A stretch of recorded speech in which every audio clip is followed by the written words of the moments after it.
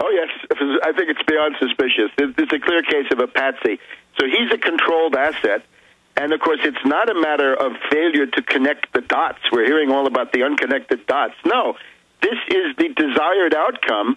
We're dealing with the rogue network. We're dealing with the same people that brought you, again, the Gulf of Tonkin incident, the Kennedy assassination, Iran-Contra, 9/11. Nobody's ever laid a glove on them. And the rogue network can't help themselves. We're going to break. We're going to come back and cover it. They can't help themselves as they pre-position troops in Yemen the last 2 months, as they begin the hype a week ago that it's got to be hit, and then right on time the Patsy bombing comes, and then right on time they hype it like it's the end of the world throughout the weekend. I mean, so when we come back, finish up with the rogue network and what this signifies, the new operations they're launching. Dr. Webster Tarpley is our guest.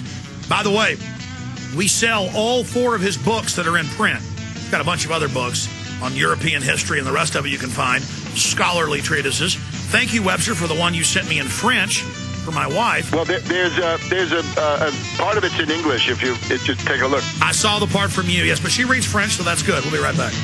All right, I got a lot of stuff I want to talk about with Webster Tarpley and take your phone calls. The final radio show of 2009. 2009 has a very long beard. He's very old. In a new year, a babe will be dumped out into the world at midnight tonight in your time zone. Okay, Webster, without me interrupting, there's just so much evidence. You're talking about rogue networks, all the fingerprints, the classic MO, the signature, the wavelength, the smell, the red-handedness, then the media hype, the motive, the new initiative. Oh, we've all got to have body scanners. Just so many initiatives they're launching with this. It's just like with the flu inoculations. We saw all that hype, and now we have the memos that it was all hype. Clearly a staged event. What is the goal? Continue.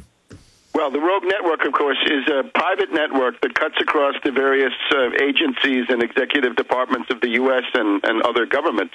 Big British role is quite big. So it's the City of London and Wall Street controlling this network with their ideas of strategy. Let me just point out a couple of other things here.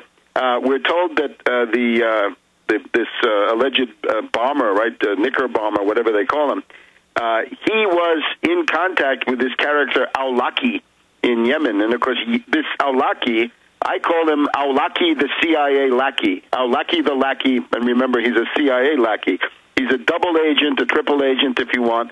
He is used as a kind of beacon to recruit patsies across the world, and they can always sheep dip somebody like Major Hassan. If they want to say, you're linked to Al-Qaeda, they just have you exchange a few emails with this Awlaki, and that's what he's good for, right? He goes back to 9/11 and Hani Hanjour and Toronto. He's like Hal Turner was to the white supremacist who I said for a decade was FBI, and now it's Chicago Tribune, Associated Press, that he's FBI, deep cover, controlling everything. And, I mean, obviously he was FBI. Same thing with Awlaki. Right, exactly. So this guy is he's a U.S. agent under whatever layers of garb that he's got. The other thing is, how was this young patsy, Omar Farouk Muttalib, how was he radicalized? And I think we're getting some pretty good indications that it's this Brixton Mosque, Finsbury Mosque axis in London, the school for patsies, the British patsy. Which, by the way, 6 months ago, I remember it, you predicted we'd see plane bombings out of that mosque. Yeah, well, again, this is not so hard to do. Remember, Richard Reed, mentally retarded vagrant who was sleeping on the floor of Brixton Mosque, I think, or Finsbury, one or the other. He was given the same PETN explosive by somebody, so that's what this Omar Farouk was given then, allegedly, once again in Yemen. So you can see it fits together, and it all comes from these same places. Now again, why Yemen? We have to remember that, then this gets us into the big picture. Saudi Arabia is, of course, a crucial pillar of the Anglo-American world empire, and we've seen in the course of this year strong what we can call centripetal tendencies. In other words, desire by various people in Saudi Arabia to get out from under this U.S. protectorate.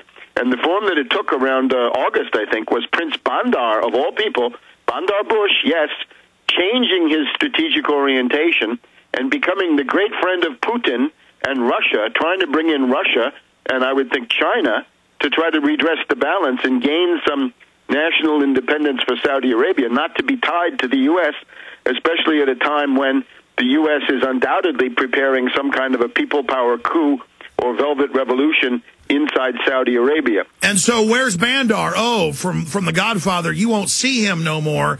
He's now been disappeared. Yeah, he's under house arrest, or maybe you know more, but I haven't seen anything about him since about August. But there is a big fight about the royal succession, and that is very prominent in Middle East news organs. Now, Yemen. The short thing on Yemen is this is a very, very poor country, and they had a whole colonial history with the British, right? Aden, back in the 60s, was a big colonial anti-British guerrilla warfare going on. Right now, though, it's a government that is Sunni in its composition and allied to Saudi Arabia. So that's the central government in Sana'a under President Saleh of Yemen. But there is this rebellion going, the Houthi rebels, who are Shiites, and they are backed by Iran. And we've had the U.S. Bombing this twice in the past month or so, fairly large-scale stuff, either with these drones or with warplanes. Now, here's the big thing. The U.S. is busily building up Al-Qaeda. Al-Qaeda, the CIA Muslim Legion, is being actively built up by the U.S. inside Yemen to make that civil war much worse and to get the Saudis and the Iranians at each other's throats, maybe at war, in Yemen. All right, let's talk about where you think that's going, the wider geopolitical reasons for this in the grand strategy. Let's go into the mind of Zbigniew Brzezinski when we get back.